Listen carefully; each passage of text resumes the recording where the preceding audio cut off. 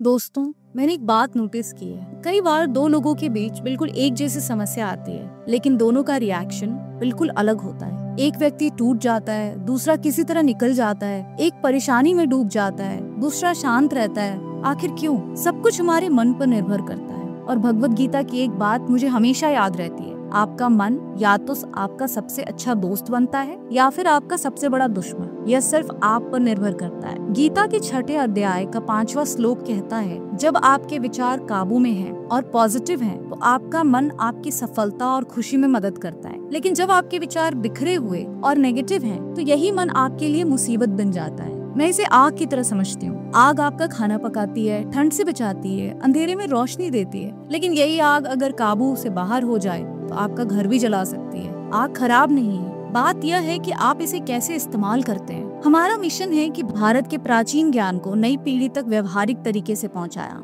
अगर आप भी इस मिशन में हमारे साथ जुड़ना चाहते हैं तो कृपया सब्सक्राइब बटन दबाएं और डिस्क्रिप्शन में दिए गए लिंक्स को जरूर देखें। मैं आपको सारा के बारे में बताती हूँ। बहुत होशियार लड़की है, टैलेंटेड भी। वो अपना फोन देख रही है, दिल जोर जोर से धड़क रहा है। तीसरी बार उस रिजेक्शन ईमेल को पढ़ रही है। इस हफ्ते तीसरा इंटरव्यू रिजेक्ट हो गया और तुरंत उसका दिमाग शुरू हो जाता है, तू काबिल नहीं, तुझे जॉब नहीं मिल सकेगी, सबका जीवन सेट है, सिर्फ तेरा नहीं, तेरे में क्या कमी है। अब देखिए, उसी शहर में उसकी दोस्त माया को भी वैसे ही रिजेक्शन ईमेल मिले, लेकिन माया का रिएक्शन, वो एक लंबी सांस लेती है, लैपटॉप बंद करती है और अपने आप से कहती है, चलो यह जॉब मेरे लिए नहीं था, कुछ बेहतर आएगा, इससे सीख लेती हूँ और आगे बढ़ती हूँ। सारा अगले दिन तक मानसिक जेल में रही, हर गलत मूवमेंट को दोहराती रही, अपनी हर कमी को बढ़ा चढ़ा कर देखती रही, भविष्य के बारे में डरावने सपने देखती रही, नींद नहीं आई, घर वालों पर गुस्सा निकाला, बिल्कुल हार गई। रिएक्शन ईमेल 2 सेकंड में पढ़ी, लेकिन उसके विचार ने उस दुख को दिनों तक खींचा।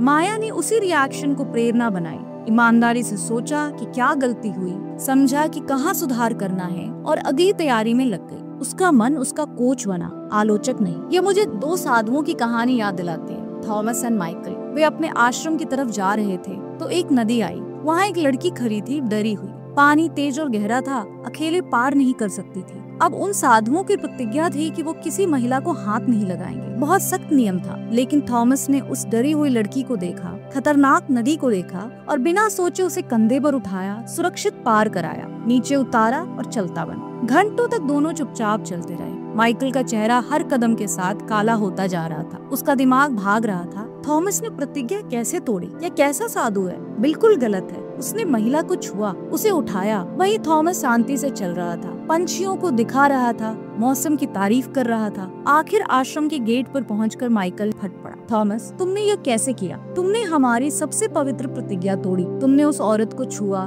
थॉमस रुका, अपने दोस्त को प्यार से देखा और कहा, माइकल भाई, मैंने उस औरत को घंटों पहले नदी के किनारे उतार दिया था, लेकिन तुम अब भी उसे ढो रहे हो। दोनों कहानियां गीता की बात को साबित करती हैं। सारा और माया के सामने एक जैसे रिजेक्शन आई, लेकिन उनके मन ने बिल्कुल अलग तरीके से रिएक्ट किया। सारा के बेकाबू विचारों ने छोटी निराशा को दिनों की पीड़ा बना दिया। माया के कंट्रोल्ड माइंड ने उसे आगे बढ़ने में मदद की। थॉमस के विचार काबू में थे, उसने किसी की मदद की जरूरत देखी, दया दिखाई, फिर पूरी तरह भूल गया। उसका मन उसका साथी बना, सही फैसले करने में मदद की और फिर शांति दी। माइकल के विचार बेकाबू थे, न्याय, गुस्सा, आलोचना में दौड़ता रहा। असली घटना मिनटों की थी, लेकिन उसके बेकाबू मन ने उस पीड़ा को घंटों तक खींचा। अजीब बात यह है कि दोनों स्थितियों में लोगों के सामने बिल्कुल एक जैसे हालात थे। फर्क सिर्फ यह था कि उन्होंने अपने विचारों को कैसे संभाला। यह हमारे साथ रोज होता है। ट्रैफिक में कोई काटता है, आपका मन आपको शांत रहने में मदद करता है या गुस्से से भर देता है, जो पूरी सुबह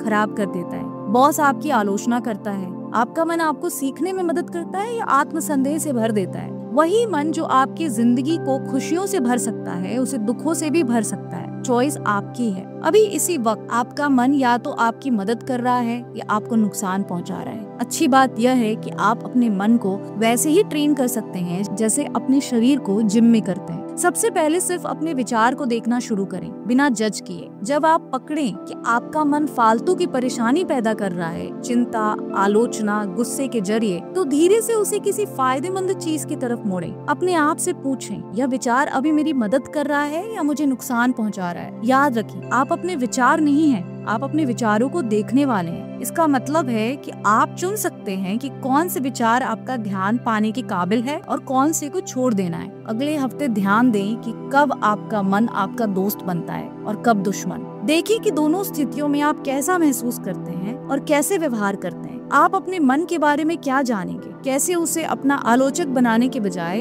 अपना सबसे बड़ा साथी बनाना शुरू करेंगे। यह सब एक कॉन्शियस चॉइस से शुरू होता है और यह चॉइस हमेशा आपके पास होती है, यही अभी। हमारा मिशन है कि भारत के प्राचीन ज्ञान को नई पीढ़ी तक व्यवहारिक तरीके से पहुंचाएं। अगर आप भी इस मिशन में हमारे साथ जुड़ना चाहते हैं तो कृपया सब्सक्राइब बटन दबाएं और डिस्क्रिप्शन में दिए गए लिंक्स को जरूर देखें। राधे कृष्ण और अपना ख्याल रखें।